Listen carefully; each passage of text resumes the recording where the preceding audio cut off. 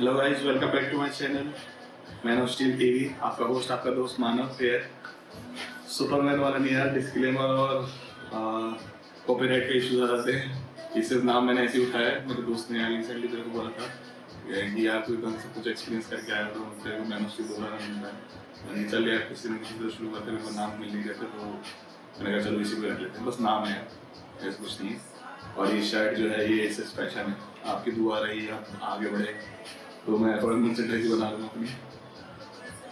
That depends on coming future. So अब हम लोग बात करेंगे धीरे धीरे। मैं गेम भी खेलता रहूँगा, गेम हमारा चलता रहेगा साथ के साथ। बिकॉज गेम खेलते खेलते मैं थोड़ा स्ट्रेस फ्री हो जाता हूँ और इजीली बात कर पाते हैं हम लोग। बात करने में मेरे को थोड़ी दिक्कत होती है, आई नो दैट।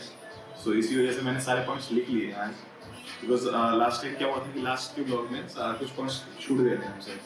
सो इस बार क्या हुआ कि हम पॉइंट्स को नहीं छोड़े और सारे चीज़ें कवर करते हुए चले। एंड यू नो जो मेरे एक्सपीरियंसेस थे उसमें कुछ चीज़ें पॉइंट मिस आउट हो गई थी। आप लोग सोचेंगे यार इससे तो कुछ पूरा क्लियरली बताया ही नहीं। सो वो चीज़ हम कवर करेंगे एंड और कुछ अपने एक्सपीरियंस के बारे में शेयर करेंगे। So just continue with this blog.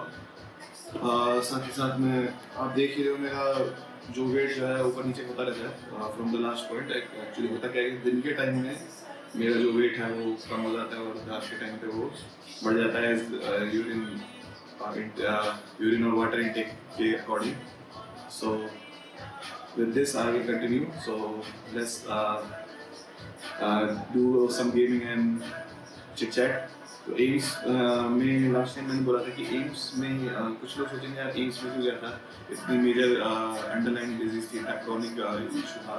सो मेरे कनेक्शन थे यार एम्स में, मेरे काफ़ी अच्छे जानते तो इस वजह से मैंने सोचा कि चलो एम्स में जाके एक बार दिखा लेते क्या इशू है ना। और it's a good government hospital. मतलब चेकअप्स तो मैं करा ही कर सकता हूँ। बाकी मैंने स्पेशलिस्ट को भी दिखाया था। इवन गाजियाबाद में थे वो स्पेशलिस्ट, हार्ट स्पेशलिस्ट को मैंने स्पेसिफिकली उनको करा था, रेफर करा था from my one of my colleagues, he told me about it. This are all facts. आप अगर किसी से जाके पूछेंगे, अगर कोई उल्टा सीधा बोले तो I don't care, I don't know, I don't want to think about it, but ये this are the facts which I faced truly.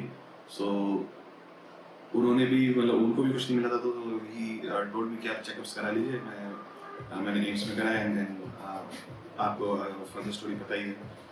और दूसरा ये था कि भाई एलोपैथी, आयुर्वेदिक, मतलब ये सब आपने क्यों ट्राई करा, ये होम्योपैथिक और आयुर्वेदिक। सो मेरा मानना क्या है एक्चुअली में दिस दैट कि कुछ भी चीज़ गलत सही नहीं है, मतलब खराब नहीं है। आई वुड से खराब नहीं है until unless it's proven wrong. So proof भी पता है किस तरीके से होना चाहिए आपके पास हेंस प्रूफ वाला होना चाहिए, मैथमेटिक्स वाला। So homeopathic and Ayurvedic is very much proven. और मैं तो ये कहूँगा कि उसमें काफ़ी सारे फैक्ट्स जो हैं जो आपको इम्प्रूव करने में मदद करते हैं। इवन आपके एलोपैथी में भी इवन जब मेरा ऑपरेशन हो रहा तो फिजियोथेरेपिस्ट आती थी मेरे को एक्सरसाइज कराने। So that's a part of my Ayurveda also. So मैं ये कहना चाहूँगा कि जो जिस तरीके से होता है एक्चुअली में एवरीथिंग वर्क्स टुगेदर।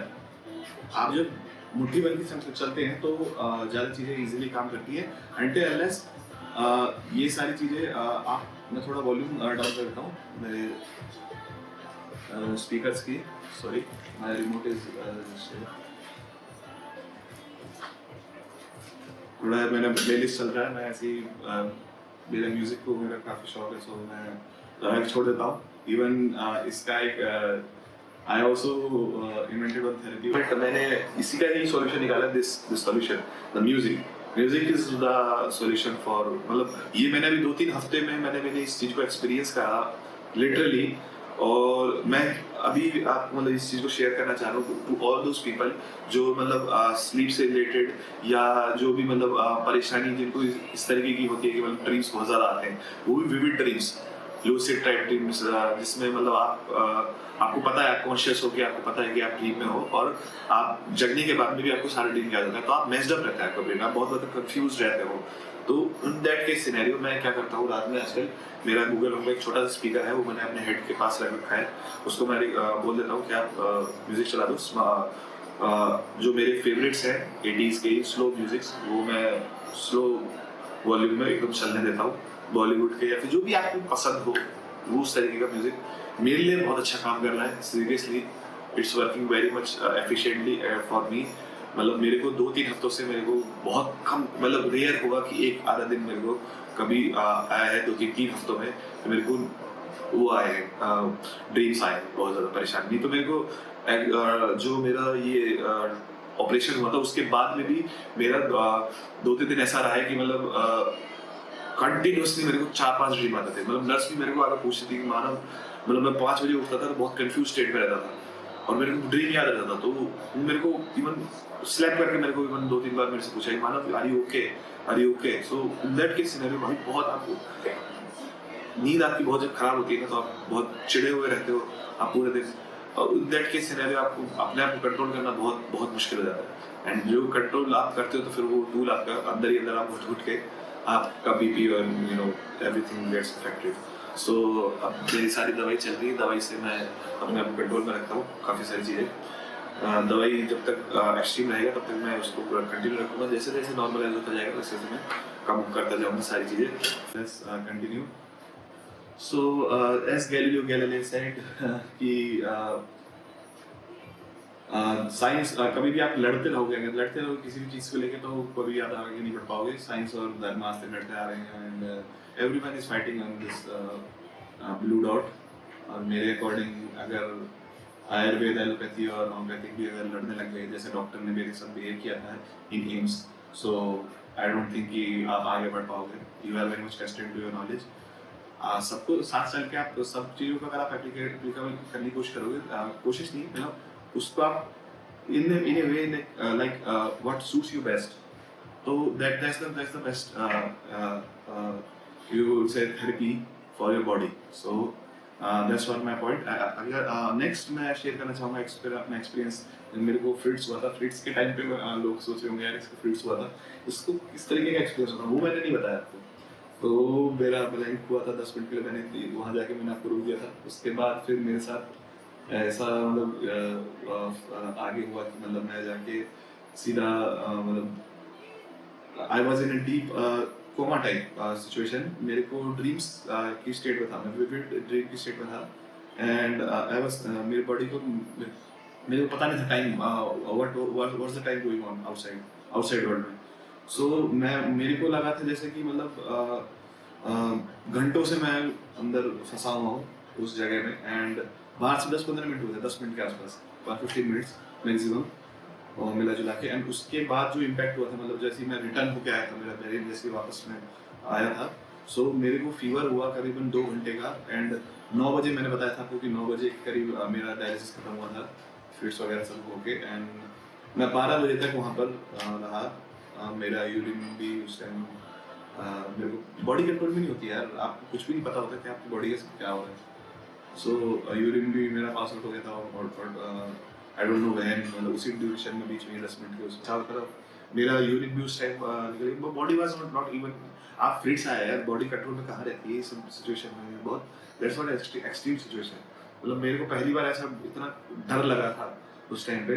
मैं 9 बजे मेरा डायलिसिस खत्म हुआ है और मेरे को जैसे उन्होंने बाहर निकाला, मैं 3 घंटे 2 घंटे तो मेरे को फीवर रहा है उसके बाद, और 4 घंटे तक मैं बैठा हूँ। 12 बजे मेरे को मेरे कैबिन में शिफ्ट किया गया था, वो भी लेटे ही सीधा। तो it was like dead brain dead situation. So बहुत बुरा, मतलब बुरा भी नहीं बोलूँगा, मुझे समझ में ही नहीं आया हुआ क्या था। मैं बाहर निकला और मेरे को काफ़ी, मतलब मेरे फादर ने उस टाइम मेरे को कॉन्शियस करा। डॉक्टर ने मेरे को थप्पड़ मारे, जो वहाँ की डॉक्टर थी वो मेरे, उनका फिजिक थोड़ा मेरी मदर के जैसा था। तो उन्होंने मेरे को आके बोला Manav are you okay, are you there. उन्होंने मेरे को थप्पड़ मारे, उन्होंने मेरे को उठाया, उन्होंने कहा, मैं उनको देख के कंफ्यूज हो रहा था पूरा। लाइट बहुत ज़्यादा दिख रही थी उस टाइम, है ना। वो जो लाइट का सेंसेशन होता है वो शायद इसलिए होता है क्योंकि हॉस्पिटल में चारों तरफ लाइट होती है, तो लोग कहते हैं कि शायद लाइट है, बट मेरे को डार्कनेस अंदर दिखी थी और कोल्डनेस फील हुई थी। टू बी फैक्ट उससे पहले वाला सिचुएशन जो मैं बता रहा हूँ, जो लाइट जो आता है वो जब आप बाहर निकलने लगते हो तब आपको लाइट फील होती है कि हाँ, और देयर इज लाइट एवरीवेयर। उस टाइम पे 9 बजे करीब बहुत सारे पेशेंट थे वहाँ पे, और लेकिन भीड़ बहुत हो गई थी, तो चारों तरफ मेरे को बस ऐसा लगा था पता नहीं क्या, कौन क्या है, मतलब लोग अजीब से, मतलब एलियंस जैसे लग रहे थे सीरियसली। सो इस तरीके का मेरा जो ब्रेन था वो उस तरीके से मेरे को शो कर रहा था। और फिर मैं 5 मिनट बाद में जाके एकदम कॉन्शियस में आया, बहुत ज़्यादा कंफ्यूजिंग स्टेट में था, देन मैं बाहर निकला वहाँ से। तो फिर अब नेक्स्ट हम उस पे चलते हैं कि मतलब let's ignore these kind of talks and let's move forward. So hypertension जो मेरा था, मैंने उस चीज़ पे कैसे को रिलेट करा कि भाई हाइपरटेंशन से ही हुआ है, या फिर डॉक्टरों ने जो लिखा मेरे को रिपोर्ट में कि मैंने क्यों मान लिया उस चीज़ को कि हाइपरटेंशन से ही हुआ है, बिकॉज बायोप्सी हुई नहीं। So there was no proven has proved वाली कंडीशन नहीं थी मैथमेटिक्स वाली कि भाई आपका इसी तरीके से हुआ है। मैं बस डॉट्स कनेक्ट कर रहा हूँ तब से, और वो मैं 2-3 तरीके से कनेक्ट कर चुका हूँ। मतलब देयर आर 2-3 वेज कि मैं इस सीवियर कंडीशन में पहुंच सकता हूँ। और मैंने न्यूमरस लोग देखे हैं जो मेरी तरीके से मेरी लाइफस्टाइल से या मेरे से भी बुरी लाइफस्टाइल से जीते हैं, और वो अभी भी उनकी सब सारे ऑर्गन्स अच्छे काम कर रहे हैं, मेरे से ज़्यादा जिएंगे। इवन बूढ़े भी मैंने देखे हैं इस तरीके से। सो यंग भी काफ़ी है जो इस तरीके से आगे जी रहे हैं। किसी को कुछ फ़र्क नहीं पड़ता है वैसे तो, बट मैं वैसे बता रहा हूँ कि मतलब हाइपरटेंशन से मैंने किस तरीके से डॉट्स कनेक्ट करे कि मतलब हाइपरटेंशन क्यों, क्योंकि मैं 27 साल का हूँ, 27-28 साल का। ये नहीं कि मैं मेरी जो मेरा कंडीशन है ये फ्रॉम बाय बर्थ है या जेनेटिक है। दिस इज फ्रॉम मैं 27 साल का हूँ तब मेरे को जाके अंडरलाइन ये क्रॉनिक डिजीज हुई है। So why 27 years old. So फिर मैंने इस चीज़ को सोचा कि यार बचपन में हम लोग जो एक एज ग्रुप होती है, जब तक हम ज़्यादा हम वरीज करते नहीं हैं, हम चीज़ों के बारे में ज़्यादा सोचते नहीं, फोकस नहीं करते हैं ज़्यादा, हम बस जाने देते हैं चीज़ों को, है ना। और सिचुएशन के बारे में ज़्यादा टेंशन नहीं लेते, स्ट्रेस नहीं लेते, जस्ट लाइक ओल्ड पीपल। और वही हम उस नहीं है कि आपका ट्रांसप्लांट हो गया तो आप you are very much okay. आपको कभी भी रिजेक्शन भी हो सकता है। This is the case, this is the scenario. इसका ये है कि मतलब आपकी possibility is there every time. और जैसे ही आपका क्रिएटिनिन कम ज़्यादा होता रहता है, क्रिएटिनिन ये नहीं कि आपका लेवल में रहेगा, अभी मेरा लेवल में नहीं था। बस डॉक्टर मेरे को बहुत नियर एक बाउंड्री कंडीशन पे मेरे को लेके चल रहे हैं, और स्टेबल होने में उसको थोड़ा और समय लगेगा। एंड यू नो धीरे-धीरे वो सारी चीज़ें और धीरे-धीरे स्टेबल होंगी। मैं एक्सरसाइज कर रहा हूँ, उस कंडीशन में आ गया हूँ। डॉक्टर से मैंने पूछा अपने से कि अब मैं डॉक्टर मैं नेफ्रोलॉजिस्ट से कि मैं एक्सरसाइज कर सकता हूँ, क्योंकि मेरे को हर चीज़ का उनसे ही मेरे को इनपुट लेना होगा आगे further. Even any kind of medicine, any kind of movement, any kind of stress related to work or exercise also, तो वो मैं पूछ के ही करता हूँ उनसे। सो ये था कि मतलब फिर इसी कंडीशन में क्या हुआ था इस तरीके का। मैं बहुत रोया था उस टाइम जब मेरे को पता चला था कि इस तरीके की बीमारी मेरे को हो गई है। एक्सेप्टेंस ही नहीं आया था, ट्रांसप्लांट तक ही नहीं आया था। ट्रांसप्लांट के बाद तक मेरे को नहीं समझ में आता कि अब मैं ठीक कैसे होगा। ये एक्सेप्टेंस ही नहीं आता कि अब मैं ठीक भी कैसे होगा। मेरे को ये डर था कि मैं there is no turning back, मतलब इसके अंदर इसके इसके बाद कोई बात ही नहीं है। सिर्फ डायलिसिस करूँगा कुछ सालों में मैं I will be over. And मतलब यही लगा हुआ था, लेकिन अब मैं काफ़ी पॉजिटिव हूँ, मूव ऑन कर रहा हूँ चीज़ें से। कुछ ना कुछ तो है, लाइफ तो जो भी है मेरी, मैं उसको इजीली मैं उसको आगे मतलब मैं ये नहीं कह रहा हूँ कि मैं आगे हमेशा सही रहूँगा। पॉसिबिलिटी ये भी है कि इस चीज़ का सीवियर मैं और बुरी कंडीशन में भी हो सकता हूँ, होने को ये भी हो सकता है। Any there are numerous possibility, और यही ओवर थिंकिंग है एक तरीके से देखा जाए। बट मैं नहीं सोचना चाह रहा हूँ उसका peer pressure, everything, family pressure. अब मैं प्रेशर लेने नहीं चाह रहा हूँ फिर now is the condition I am currently out of equation.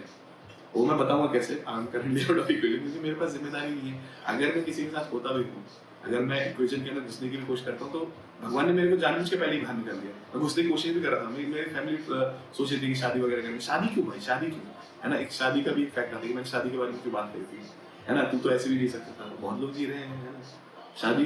लेकिन आपको पता नहीं होगा all of our society, all of our family, they are playing very smartly. They are programming it from the childhood।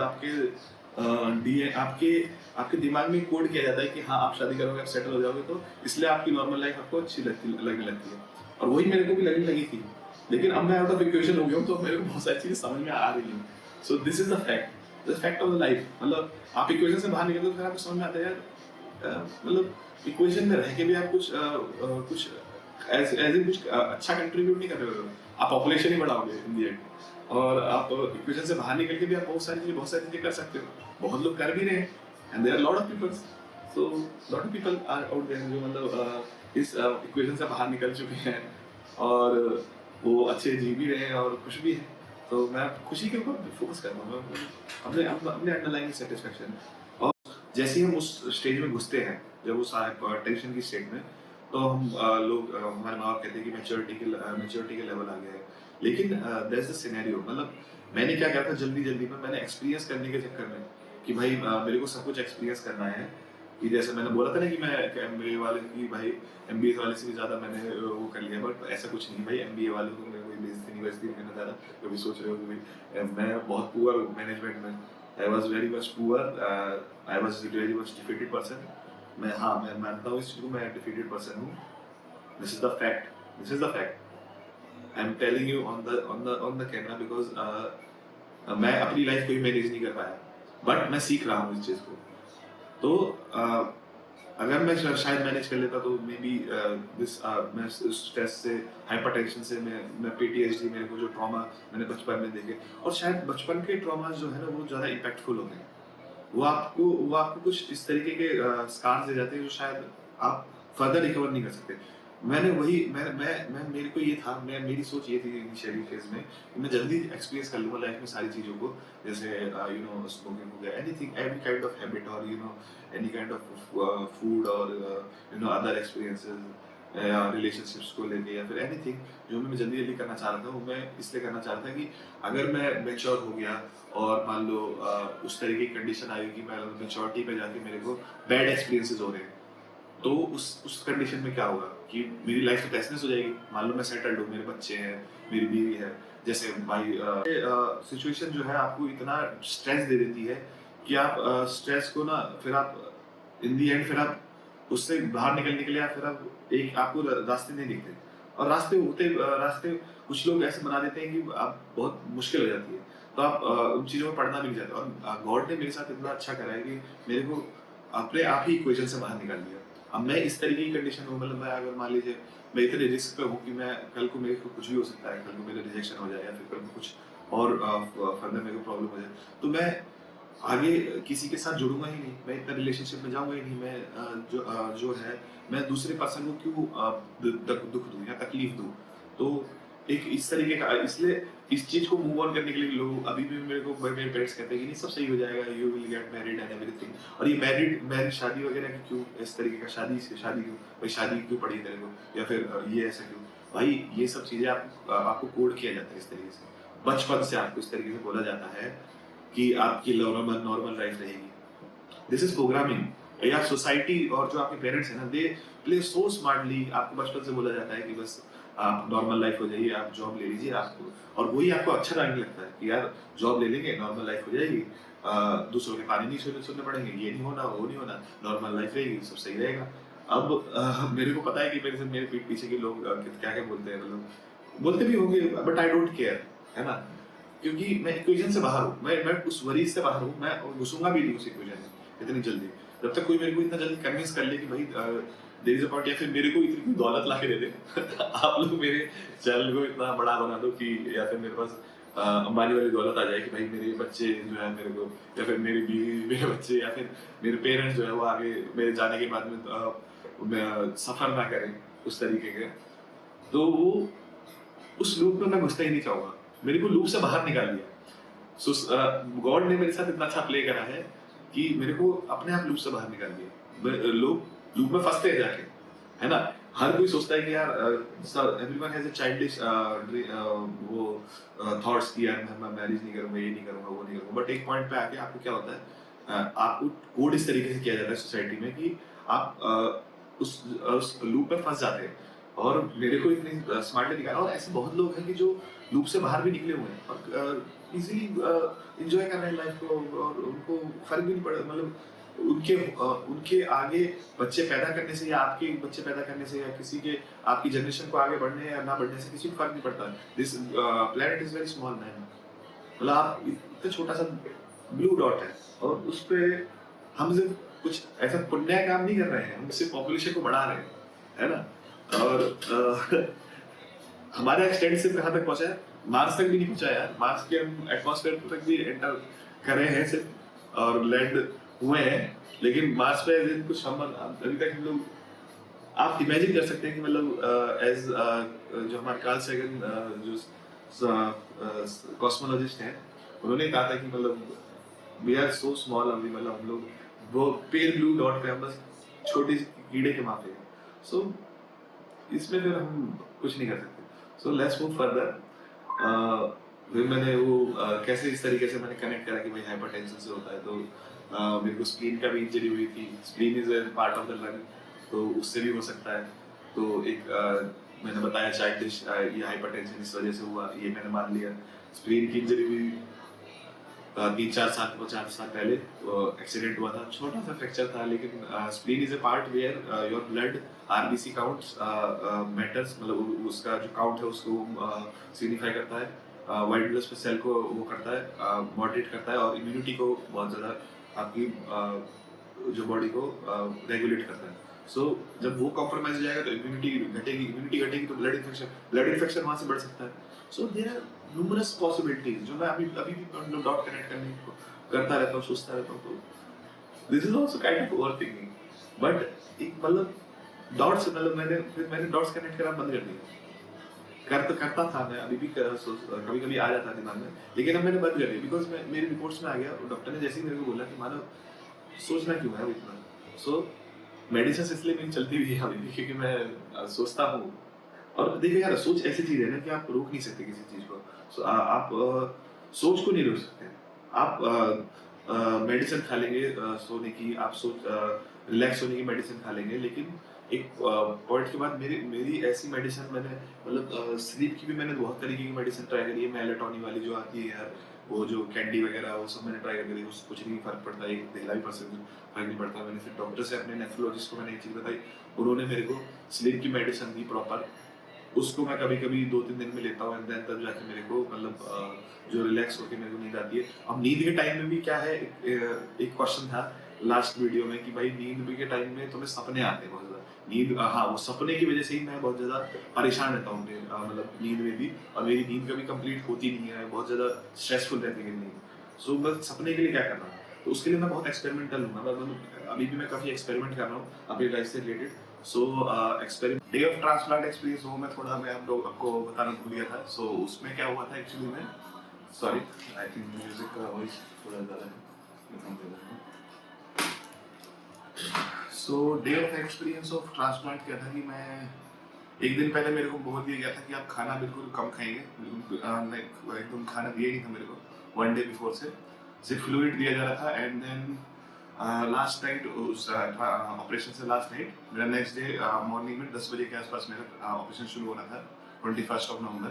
20 नवंबर को लास्ट रात में मैं जब गया तो उन्होंने कहा कि आप बिल्कुल खाना नहीं खाएंगे 20 की नाइट को, और सुबह को मेरे को फिर लेके जाएगा ऑपरेशन पे, सर्जरी में इन अनदर बिल्डिंग। उस टाइम वहाँ पर मैं जब गया तो उन्होंने मेरा एज पर वेट प्रोपोर्शन वो सब मेजर करा, बीपी मेजर करा, एवरीथिंग दे मेजर, सर्जरी का जो पूरा प्रोपोर्शन है उन्होंने कंप्लीट करा। उन्होंने फिर उस तरीके से सॉरी उन्होंने एनेस्थीसिया का क्वांटिटी उन्होंने एस्टिमेट करा, एनेस्थीसिया डॉक्टर को दिखाया, एनेस्थीसिया डॉक्टर आया, उन्होंने मेरे को एनेस्थीसिया लगाया। मेरे से जो मेजर जो सर्जरी टीम थी उन्होंने मेजर जो डॉक्टर थे उन्होंने तो 2 मिनट बात करी होगी, जस्ट मेरे को उतना ही याद है। मैं जैसे सर्जरी ऑपरेशन थिएटर में गया अंदर, उन्होंने 2 मिनट मेरे से बात करी। मैं बहुत डरा हुआ था, मैंने कहा सिर्फ डॉक्टर आपके हाथ में, मैं बहुत नर्वस हूँ, मैं फर्स्ट टाइम है, this is my first time of any surgery in my life. उन्होंने कहा कि टेंशन मत लो, सब कुछ सही होगा, just pray and everything will fine. उसके बाद फिर एनेस्थीसिया उन्होंने पहले ही दे दिया था मेरे मतलब जो फिटसुला लगा हुआ था मेरे गले में, उस टाइम फिटसुला लगा हुआ था। So that's fistula the word. So fistula लगा हुआ था गले में, और उन्होंने वहां से मेरे को एनेस्थीसिया दिया, और उसके बाद फिर मैं 2 मिनट बाद मैं जस्ट सो गया। और मुझे कुछ याद नहीं है कि मेरे मतलब 10 to 10 11 12 1 2 करीबन 6 घंटे के आसपास ये सर्जरी चली थी, 5 से 6 घंटे की। और 2 बजे के आसपास मेरे को 2:30 के आसपास मेरे को होश आया। शायद सर्जरी पहले खत्म हो गई, आई डोंट नो, लेकिन मेरे को होश आया तो मैं ऑपरेशन थिएटर से बाहर था, the area where all other surgery, after surgery all other patients are there. तो मेरे को वहाँ रखा हुआ था उन्होंने, बाहर निकाल के फिर वो मेरे को अपने वार्ड में शिफ्ट करने लगे। उसके बाद मैं बड़ी मुश्किल से, मेरे को होश आया, मेरे को कुछ याद मतलब करीबन शाम तक मेरे को मैं उस स्टेट में था कि मतलब एनेस्थेटिक सेडेटिव स्टेट में था बिल्कुल, एनेस्थीसिया लेने के बाद में। तो मेरे को कुछ भी ऐसा ध्यान नहीं था कि मेरे क्या क्या हो रहा है मेरे आसपास, वो बस लेके गए। और फूड का तो भूल ही जाइए, मैं खाना वाना खा पाऊंगा या चल पाऊंगा, नहीं बिल्कुल नहीं। फुल वन डे, नेक्स्ट दिन तक मैं मेरे को सिर्फ लिक्विड डाइट दी गई थी। ओनली लिक्विड डाइट दी जाती है आपको। आपका जो दो चीज आपके पेट में, मेरे को बहुत दर्द हो रहा था उस टाइम, तो आपको समझ में आ जाता है कि हाँ आपका ऑपरेशन हुआ है। आपको लगता है कि यार ये तो मैं सो के उठाऊँ था, कुछ हुआ ही नहीं है शायद ऑपरेशन वगैरह। तो लेकिन जब आपको दर्द फील होता है तो आपको समझ में आता है कि नहीं, ऑपरेशन तो हो चुका है। सो ऑपरेशन हो चुका था। फिर मैं अपने वार्ड में गया, वहाँ पर जाकर मेरे को पता चला कि कैथेटर लगा हुआ है, जो यूरिन का लाइन है। वो मेरे को पहले ही बता दिया गया था कि कैथेटर लगाया जाता है यूरिन लाइन के लिए। और आपका जो डिस्चार्ज एक लाइन अलग अलग से लगाया जाता है, that's where the surgery happened. तो जो भी डिस्चार्ज फ्लूइड होता है, जो भी आपका गंदा फ्लूइड होता है आफ्टर ऑपरेशन, जो भी आपका डिस्चार्ज होगा वहाँ से, जो ब्लड जो होगा, गंदा ब्लड, वो आपका डिस्चार्ज में आता रहेगा। सो ये दो चीज आपकी कनेक्टेड रहती है आपकी बॉडी से, और वो आपको मैनेज करना पड़ता है। So that's very difficult part. वो आपकी सिस्टर जो होती हैं, जो नर्स होती है, वो आपकी मदद करती हैं वहाँ पर काफ़ी ज़्यादा। तो 6-7 दिन तक वो लगा रहता है आपका। डिस्चार्ज की क्वांटिटी मेजर करते हैं, अगर वो कम होता जाएगा तब वो आपका रिमूव कर देंगे एक पॉइंट के बाद जाके, एकदम जल्दी मिनिमस्टिक हो जाएगा डिस्चार्ज लाइन। और कैथेटर भी आपका आफ्टर 1 वीक, जैसे आप टॉयलेट जाते हैं कैथेटर में, लेकिन मैनेज करना बहुत जरूरी है कैथेटर को, बिकॉज इफ इन्फेक्शन, सबसे ज्यादा रिस्क ऑफ इन्फेक्शन कैथेटर से होने का होता है। और अगर वो उस टाइम बढ़ गया आपका, तो आपका रिजेक्शन का रेशो बहुत ज्यादा बढ़ने का ज्यादा होता है उस टाइम पे, दैट्स द पीरियड। सो वो बहुत मैनेज करना होता है। इवन मेरे को इन्फेक्शन भी हुआ था ऑन द 7th डे, जब मेरा कैथेटर निकलना था उसी दिन मेरे को इन्फेक्शन हुआ। और मतलब आई डोंट नो व्हाई, मतलब मेरे को बहुत भूख लग रही थी, और मेरे को 3-4 घंटे, जैसे मॉर्निंग के टाइम में 5 बजे उठाते थे, तो ब्रेकफास्ट बहुत लेट आता था, 7-8 बजे करीब आता था। तो मेरे को जो 3 घंटे के आसपास का जो पीरियड था, वो मेरे को काफी लेंथी लगता था। और रात को भूख भी उस टाइम ज्यादा लग रही थी, क्योंकि ऑपरेशन आपका ठीक हो गया, आपकी बॉडी एकदम सपोर्ट कर रही है। तो भूख मेरे को लग रही थी, मेरा ब्रेन भी बहुत ज्यादा ओवर थिंक कर रहा था। तो सोचते मेरे को भूख इतनी लगी, और मैं मतलब एक एनर्जी डिग्रेडिंग स्टेट में चला गया था। तो उस टाइम मेरे को ऐसा लगा जैसे कि उसकी वजह से बुखार हुआ है, किसी वजह से, जैसे मैंने खाना खाया तो मैं ठीक हो गया हूँ। लेकिन कुछ पीरियड का जो बुखार हुआ, उन्होंने फिर चेक करा क्यों उसको वो उस तरीके से बुखार हुआ। तो उनको पता चला कि इन्फेक्शन है, there might be some portion of infection था। तो उन्होंने इन्फेक्शन के लिए मेडिसिन स्टार्ट कर दी, इंजेक्शन की मेडिसिन थी। सो वो मेरी चली। इवन अभी जब मैं घर पे भी था, तब भी मेरे को इन्फेक्शन हुआ था। बहुत मैनेज करना बहुत मुश्किल होता है। इट्स नॉट लाइक कि बहुत इजी टास्क है। Most people they usually get infected, but ऐसा नहीं है कि आप इन्फेक्शन को खत्म नहीं कर सकते, हो जाता है। करीबन 2 वीक्स का जो इंजेक्शन चलता है आपके रेगुलरली, 10 डेज का, आपका सुबह शाम आपको इंजेक्शन दिया जाता है, या फिर ओरल टैबलेट तो चलती रहती है इन्फेक्शन की, लेकिन इंजेक्शन इज मस्ट, जो आपको कैनुला के थ्रू या फिर आपको डायरेक्ट दिया जाता है। वैसे कैनुला के थ्रू ही दिया जाता है injection, because they are very heavy dose injection. So this is about my transplant journey. जो ट्रांसप्लांट के दिन जो हुआ था मेरे साथ, मतलब काफ़ी पेनफुल एक्सपीरियंस तो था, मतलब दर्द तो काफ़ी हो रहा था उस दिन मेरे को। सो ये चीज़ थी। दूसरा फिर मेरा मैं आपको वॉक थ्रू कराऊंगा अभी, जैसे ये मैं वीडियो कंप्लीट कर लूँ। तो बाकी मैंने इस वीडियो के इस जो हमारी जो कंप्लीट ये सेकंड वीडियो है, इसमें मैंने आपको फर्स्ट वीडियो में मैं इतना एडिटिंग कर नहीं पाया था, because I was just beginner. So मैं इस वीडियो में आपको सारी इमेजेस, मेरी जो जर्नी है, जो मेरा कंप्लीट जो सीकेडी से जो मैं फेस करते हुए आया हूँ, मैं इसे लेकर अभी तक का हूँ, मैं कुछ इमेजेस जो मैं क्लिक कर पाया हूँ, मैं आपको शेयर भी करूँगा, दिखाऊंगा भी किस तरीके से, सब मिडल में आपको शो हो जाएगा वीडियो के अंदर ही।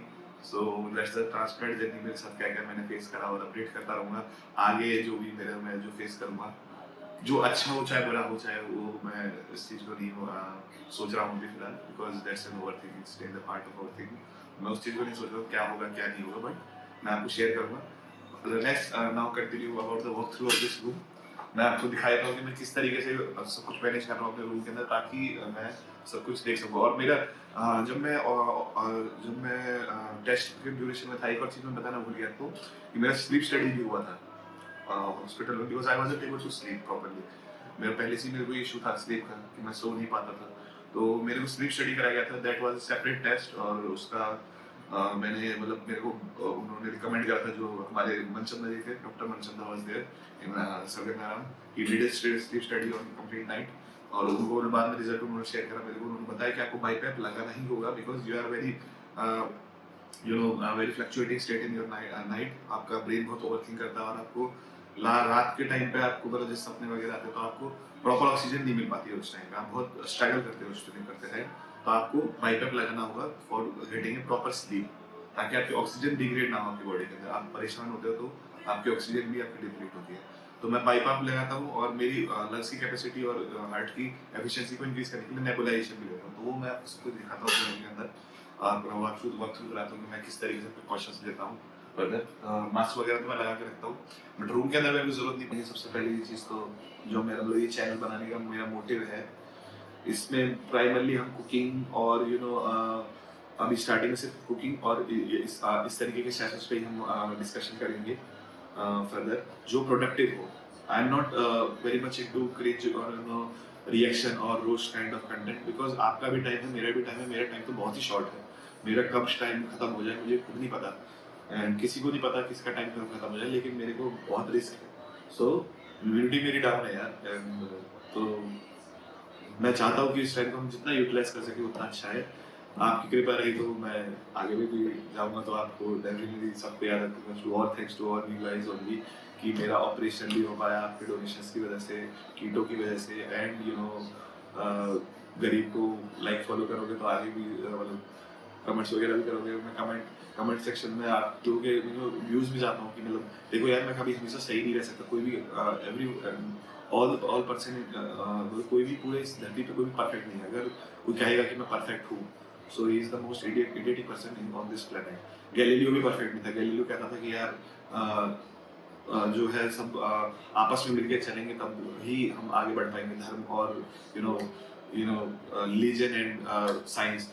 और उसके उस एट दैट एरा से जो गैलीलियो का एरा था, उस टाइम पे पूरा इन दोनों के बीच में जो इतना मारकाट होती थी, इवन आज भी जो है there is conflict between people, और मतलब कॉन्फ्लिक्ट इतना है कि और हेट्रेड इतना है।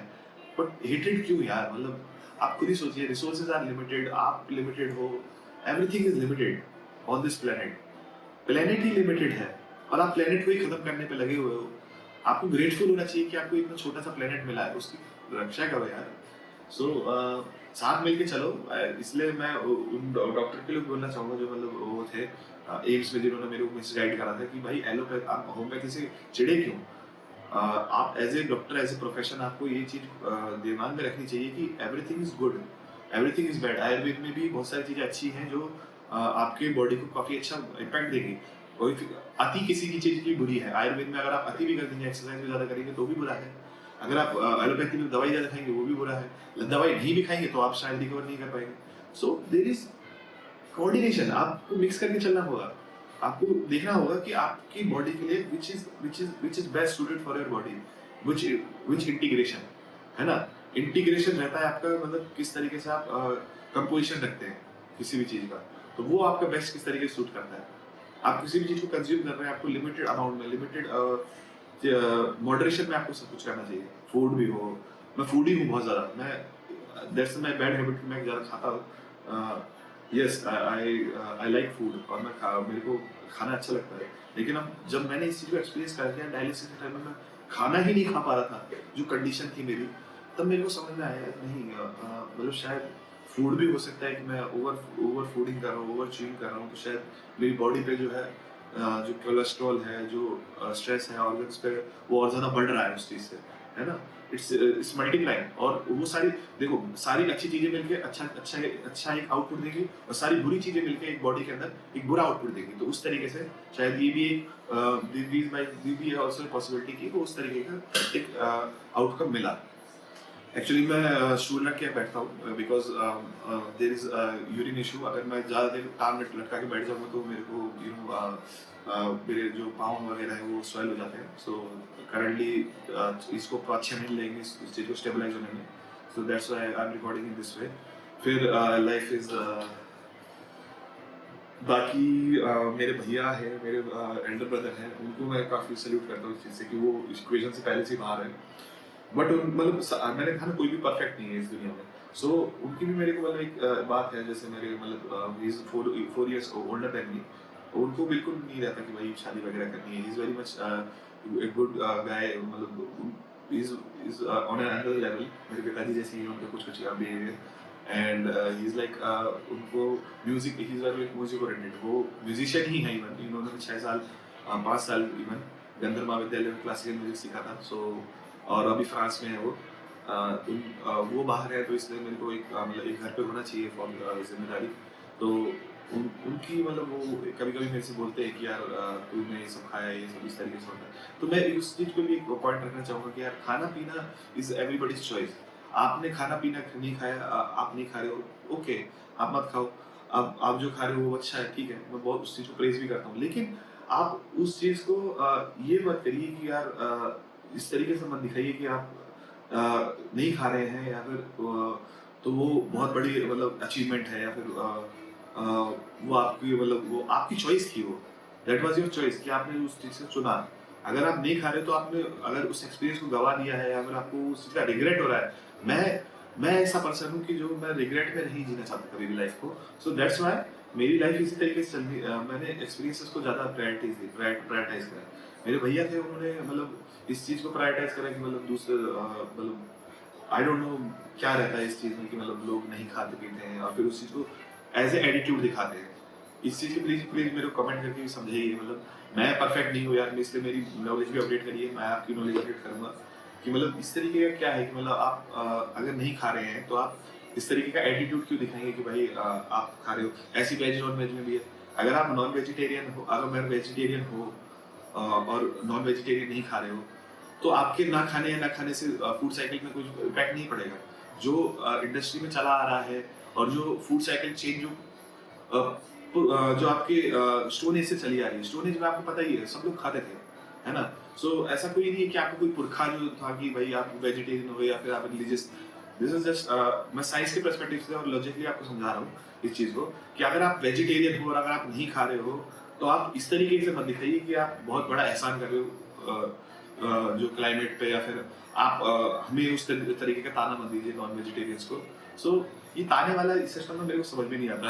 आप आपके व्यूज़ आपके पास अच्छे हैं, मेरे व्यूज़ मेरे पास अच्छे हैं। Live with your journey, live with my I will live with my journey. इसको कॉम्प्लिकेट क्यों करना है ना? सबके एडवांटेज डिसएडवांटेजेस होते हैं, सिचुएशन बेस्ड रहता है। आपके जो थॉट्स हैं वो आपके आपकी जो एनवायरनमेंट है, जो आपका आपका जो सर्कल है, आपको लाइफ से जो बचपन से आपको सिखाए आपको जो बनाया गया है, मैंने बताया ना सोसाइटी और पेरेंट्स आपको कोड करते हैं उस तरीके से। तो आपको जो आपकी एनवायरनमेंट ने आपके चारों तरफ जो जिस तरीके से आपको कोड किया गया है, अगर आप उससे संतुष्ट हैं और आप खुश हैं, तो everyone is fine with it. आपको उसको शिकायत नहीं करनी चाहिए, है ना? सो दैट्स द थिंग। 100 बात की एक बात हम लोग 100 बात की एक बात किसी को फर्क नहीं पड़ता। सब अपनी लाइफ अपनी तरीके से जिएंगे, है ना?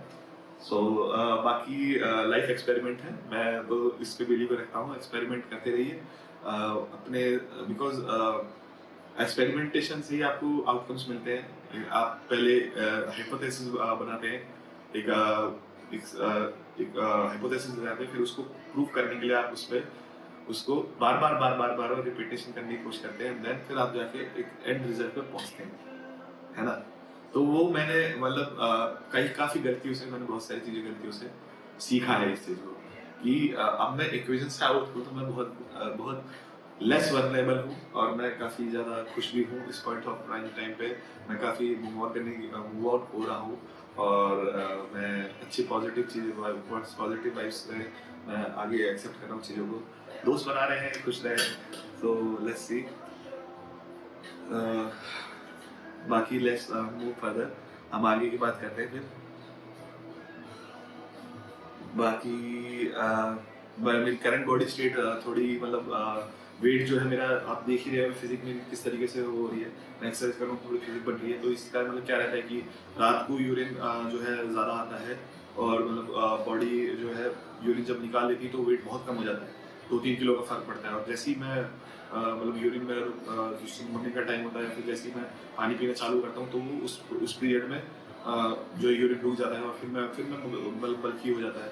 तो मतलब फोमी यूरिन अभी भी आ रहा है, मतलब प्रोटीन अभी भी आ रहा है यूरिन के अंदर, बिकॉज़ 2 किडनी अभी भी जो पैरेलल में मतलब जो खराब थी वो अभी भी है, पैरेलल में लगी हुई है वो। सो ये चीज़ को स्टेबलाइज़ होने में भी टाइम लगेगा काफ़ी, है ना? बाकी जो भी चीज़ें जो मेरी जो सेकेंडरी किडनी है वो फ़िल्टर करती रहेगी, उस चीज़ को नॉर्मल करती रहेगी, तो मेरे को सूजन भी होती है, ऐसा नहीं है। और अगर मैं ज़्यादा देर बेड लटका के बैठ जाऊँ तो दिक्कत होती है। सो मेडिसिन चल रही है, मेडिसिन को मेरे को प्रॉपर्ली मेंटेन करके रखना है, बीपी को मेंटेन करके रखना है, शुगर लेवल्स को मेरे को बहुत मेंटेन करके रखना है। दीज़ आर द कंडीशंस जो मेरे को बहुत ध्यान रखनी होती है। बाकी तो इस तरीके से हम काफ़ी सारी चीज़ें हमने बात करी, चीज़ों के बारे में। बाकी एट लास्ट तजुर्बे से मैं बस यही कहूँगा कि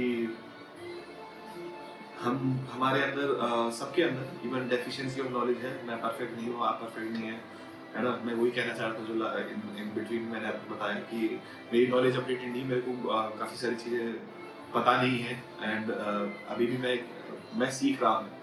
इवन इंसान जो है ना, एक ऐसा गलतियों का पुतला है कि वो लास्ट तक सीखता ही रहता है। सो मैं लास्ट तक सीखूंगा ही, लेकिन अब मैं काफ़ी मैच्योर हो रहा हूँ इस चीज़ में। मैं काफ़ी सारी चीज़ें समझ रहा हूँ। एमबीए वाले तो यार बहुत अच्छे होते हैं, मतलब काफ़ी एवरीवन इज डूइंग ग्रेट, मतलब जितने भी लोग हैं, नॉट एमबीए वाले तो और ज़्यादा अच्छे होते हैं because they are managing their life with the work life balance उनका प्रॉपर रहता है।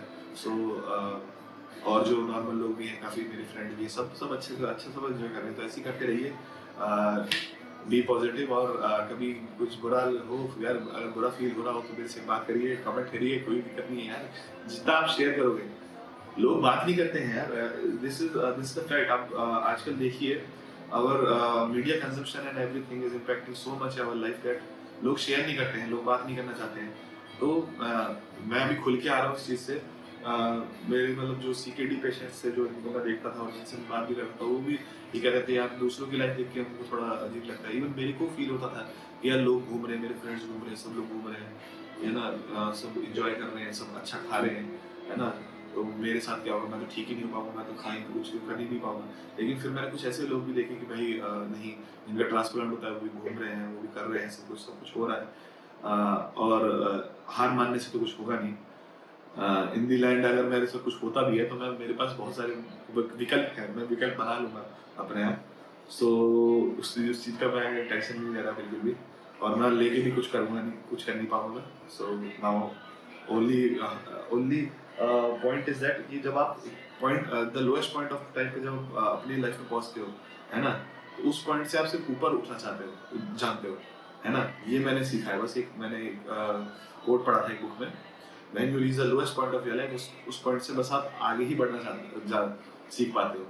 जब आप इतने लोएस्ट पहुंच गए, आपने एक्सट्रीम लोएस्ट पे उस लाइफ में, मे बी आगे और लोएस्ट आ जाए, लेकिन इस पॉइंट से मैं ऊपर ही उठूंगा, है ना? और आगे अगर लोएस्ट आएगा तो उसमें भी फिर हम सीखेंगे, उसमें भी बहुत कुछ सीखने को मिलेगा। सो दिस इज द थिंग। और वो मैं कह रहा था कि जैसे मतलब बड़े होके अगर मेरे ज़्यादा बैड एक्सपीरियंसेस होते हैं, है ना, कि मतलब वो वाला कि अगर मान लीजिए मैंने जल्दी जल्दी एक्सपीरियंस करा, अगर बड़े होके बैड एक्सपीरियंस होते तो मतलब तमाशा मूवी टाइप का, वो मूवी जो है ना, आधी तो हमारा दिमाग, ये जो हमारे मूवीज वगैरह है, मैंने बताया ना, सोसाइटी आपका दिमाग खराब कर दी थी, तो वो भी, उसने भी कुछ इम्पैक्ट करा मेरे को, सोचने में मजबूर करा। बट ऐसा कुछ है नहीं, सबकी अपनी अपनी सोच होती है। मेरे को मूवी ने कुछ नहीं करा, it was my thought only कि मेरे को इस तरीके से मतलब जल्दी जल्दी एक्सपीरियंस करना है। क्यूरियोसिटी थी एक्चुअली, क्यूरियोसिटी आज भी है, क्यूरियोसिटी मेरे हमेशा बहुत ज़्यादा रहती है अंदर, सब चीज़ जानने की, डाटा इन्फॉर्मेशन कलेक्ट करने की, बिकॉज आज के टाइम पे information is like a god, is like god. अगर आपके पास इन्फॉर्मेशन है, every organisation is playing with data information. So this is the thing. बाकी तजुर्बे से कहते हैं ना, हम सब डेफिशिएंसी ऑफ नॉलेज हैं, और जो अंडरस्टैंडिंग और एफिशिएंसी है, जैसे उस मूवी में कहा था ना इरफान खान ने, जो कौन सी थी वो, जो एक इरफान खान की थी, अनिल कपूर था उसमें, और Akshay Kumar, and some relationship kind of lord Bobby is also there. So उस मूवी का नाम मेरे को याद नहीं आ रहा है, मैरिड लाइफ और उससे रिलेटेड थी कुछ। सो उसमें कमेंट कर देना मेरे को तो डाउन में, कौन सी मूवी का नाम है, मेरे को याद नहीं आ रहा, तो बस थोड़ा झलकियाँ याद आ रही है उसमें। बस वो जैसे कहता रहता है ना कि यार तजुर्बे से, मेरे को लास्ट में फिर वो हार ही मान जाता है कि तजुर्बे से मेरे को कुछ नहीं पता। ऐसे तजुर्बे से हम सबको कुछ नहीं पता, ये मैं कहना चाह रहा हूँ इन दी एंड। और बस यही है कि आप लाइक करिए, इसी तरीके से मेरे को सपोर्ट करते रहिए, कमेंट करिए, और अपने अपने एक्सपीरियंसेस भी शेयर करिए on the comment section below, और मेरे को मेरी नॉलेज अपडेट करते रहिए, मैं आपकी नॉलेज अपडेट करता रहूँगा। एंड अच्छा रहा तो ये चैनल आगे बढ़ेगा, और हम कुकिंग पे आगे फोकस करेंगे, कुकिंग के आगे फर्दर वीडियोज आएंगी और भी। एंड देन बड़ा पाव से मैं शुरुआत करूँगा इसके बारे में। इनिशियली जो मेरा मतलब धुरंधर है बड़ा पाव, बहुत बहुत खिंचापानी नहीं है दिल्ली में तो इससे related. So in the and मैं बस यही कहना चाहूँगा कि ऐसी खुशी खुशी जीते रहिए, लाइफ को डिकोड करते रहिए। डिकोड करना है ना, चीज़ों को डिकोड करना है। मैं कोडेड होती है, आपको इस तरीके से दिखाई जाती है, समझाई जाती है कि वो ये इस तरीके से कोड किया जाता है आपके अंदर। आप उसको डिकोड करिए धीरे धीरे करके, आपको बहुत सारी चीज़ें नई एक्सपीरियंस करने को मिलेंगी। फिर इन दी एंड मैं आपको म्यूजिक के रेफरेंसेस दूंगा on the description down below, and comment like share. So guys, this is my room. आप देख सकते हैं ये मेरा एंट्रेंस है रूम का। ये मैंने प्रॉपर प्रिकॉशंस के लिए, जो बाहर से कोई आए तो मेरे से बात कर सके, उसके लिए मैंने शीट लगा रखी है। And for entrance also they are restricted permission, only 1 member is allowed from my family. Further आप अंदर आएंगे तो ये मेरा सेटअप है जो मैंने अभी प्रिपेयर करा था while I was in my quarantine. And this is my complete setup of my system, ये आप देख सकते हैं। That's my table top, another table top for other items, and that's a nebulization machine जिसको मेरे को लेना होता है। ये मेरा स्टीमर है। That's also part of my journey, मेरे को सुबह शाम लेना होता है दोनों चीज़ को। ये नीचे मेरा जो है रूम एयर प्योरीफायर है कोवे का, एंड आप और सब चीज़ देख सकते हैं। Here is my medical kit, ये मेरी मेडिसिन्स हैं, ये देख सकते हैं आप। आफ्टरनून की 8 PM की, और ये दीज आर द टेक्नोनोमिस मेडिसिन्स जो थोड़ी बहुत ज़्यादा इंपॉर्टेंट होती है टाइम पे लेना 9 बजे का। बाकी आप this is for mouth infection and other things. This is my BiPAP machine, ये बाईपैप के लिए नोज मैं इसको लगाता हूँ। This is mask also, but that's very uncomfortable. So बाकी आप सेटअप देख ही रहे हैं। So this is my complete walk through.